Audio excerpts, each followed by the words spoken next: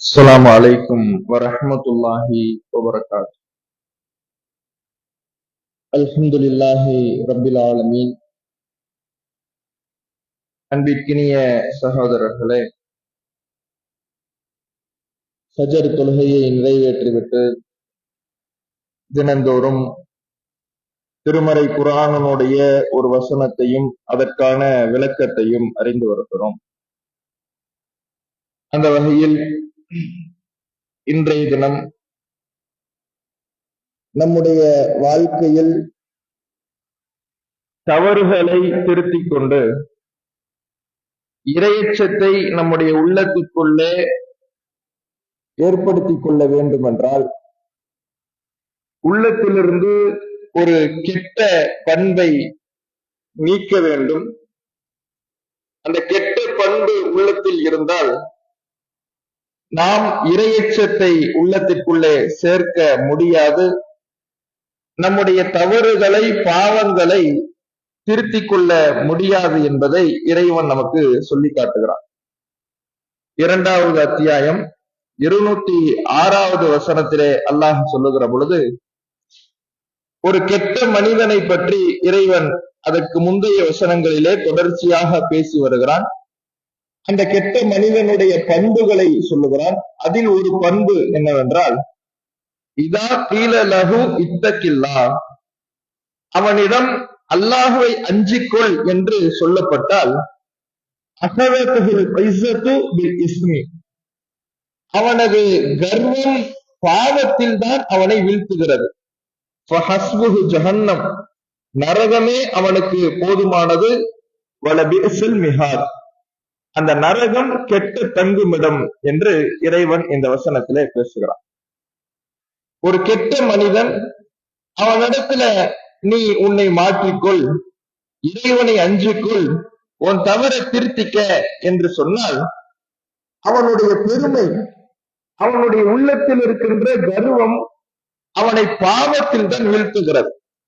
அவனை திருந்துவதற்கு அந்த பெருமை விடுவது கிடையாது. அவனுடைய கர்வத்தினாலேயே அவன் இறையச்சத்தை மறுக்கிறான், பாவங்களை விரும்புகிறான் என்பதாக இந்த வசனத்தினுடைய கருத்து இருக்கிறது. இந்த ஒரு சின்ன சின்ன தவறுகள், ஒரு சிறு சிறு பேச்சில இருக்கக்கூடிய தவறுகள், நம்முடைய செயல் தவறுகள்னு ஒரு பக்கமும், இன்னும் மார்க்கம் தடுத்த பாவமான காரியங்கள் ஒரு பக்கமும், இந்த இரண்டுமே பெருமையின் கர்வத்தின் தூண்டுதலால் மனிதன் சாதாரணமாக செய்ய ஆரம்பித்து விடுகிறான். குறிப்பாக இளைஞர்களிடத்துல பார்த்தோம்னா, அவனோடு இருக்கக்கூடியவர்கள் பாவத்தில ஈடுபட்டால் நானும் அந்த பாவத்துல ஈடுபடணும்னு நினைக்கிறான். ஒரு 10 பேர் இருக்கக்கூடிய ஒரு இளைஞர் கூட்டத்துல இவன் ஒரு இளைஞனா இருந்தான்னா, அவர்களெல்லாம் கெட்ட வார்த்தை பேசினா இவனும் கெட்ட வார்த்தை பேசணும்னு நினைக்கிறான்.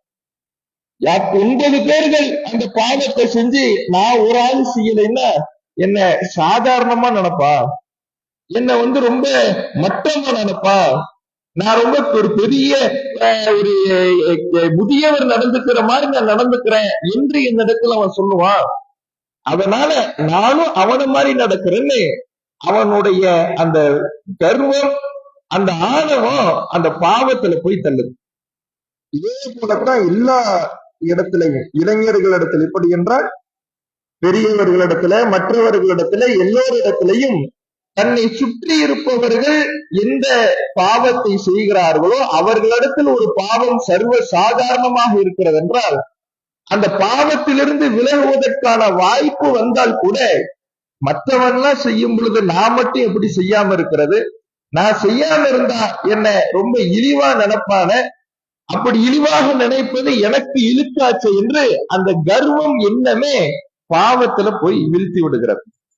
அல்லாஹுடைய தூதர் அவர்கள் இந்த கர்வத்துக்கு, பெருமைக்கு ஒரு செய்தியை நமக்கு சொல்லி காட்டுறாங்க.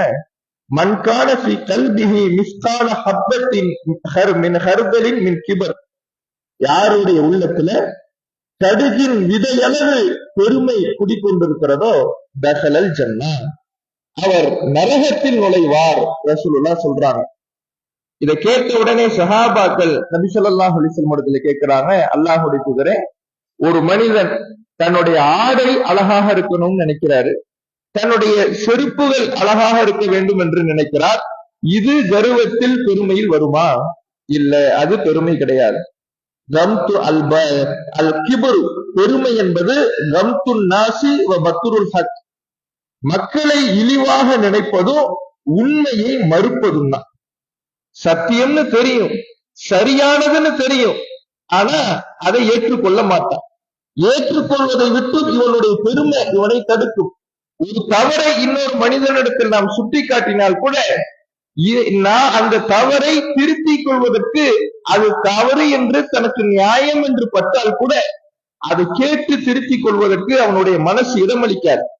அப்ப இந்த இரையச்சத்தை கொண்டு வருவதற்கும் பாவங்களை திருத்திக் கொள்வதற்கும் எது தடையாக இருக்கும்னா இந்த பெருமை என்கின்ற எண்ணம் தடையாக இருக்கும்.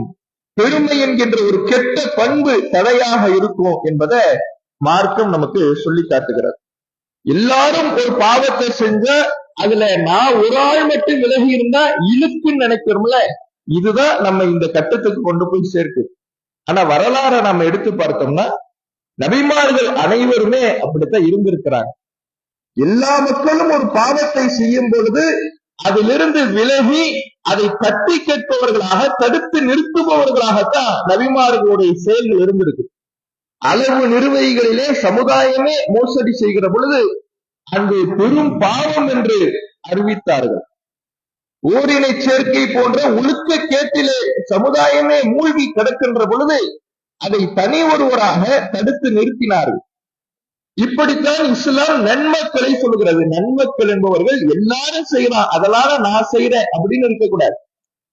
எல்லாரும் செஞ்சாலும் தப்பு தப்பு தான், பாவம் பாவம் தான். 10 பேர் செஞ்சதுனால 10 பேரை எப்படி நரகத்துல போடுறதுன்னு நல்லா யோசிக்க மாட்டான். 10 பேர் நரகத்துக்கு போ, நாசமா போறதுன்னு எத்தனை பேர் முடிவு செஞ்சாலும் அனைவரும் எதற்கு சொந்தமானவர்களாக எந்த காரியத்தை செய்கிறார்களோ அதற்கான கூலித்தான் வழங்கப்படுமே தவிர அதிகமான நபர்கள், பெரும்பான்மையான நபர்கள் செய்வதனால் நாம் செய்வது சரியாக ஆகிவிடாது. அப்ப எல்லாரும் செய்யும் பொழுது நாம் மட்டும் விலகி நிற்பதை இழுக்காக, நம்முடைய பெருமைக்கு குறைவாக நினைத்தோம்னா அது நம்மை திருந்த வாய்ப்பு கொடுக்காது, நம்முடைய உள்ளத்துல இரையச்சத்தை ஏற்படுத்தாது. ஏன்னா ரெண்டுமே நேர் எதிரானது. பெருமையும் இரையச்சமும் நேர் எதிரானது. அந்த கர்வம் உள்ளத்துக்குள்ள வந்துருச்சுன்னா இரையச்சம் வெளியே போயிடும், இரையச்சம் உள்ள வந்துருச்சுன்னா கர்வம் வெளியே போயிடும். எது நமக்கு மறுமைக்கு பயனளிக்குமோ, சொர்க்கத்திற்கு அழைத்து செல்லுமோ அந்த இரையச்சத்தை உள்ளத்திலே சேகரித்துக் கொண்டு இது போன்ற கெட்ட பண்புகளை, கெட்ட குணங்களை நாம் நம்முடைய உள்ளத்திலிருந்து அந்த அழுக்கை, அந்த கசடை நீக்கக்கூடியவர்களாக இருக்க வேண்டும். அல்லாஹ் அருள் புரிவானாக. அஸ்ஸலாமு அலைக்கும் வரஹ்மத்துல்லாஹ்.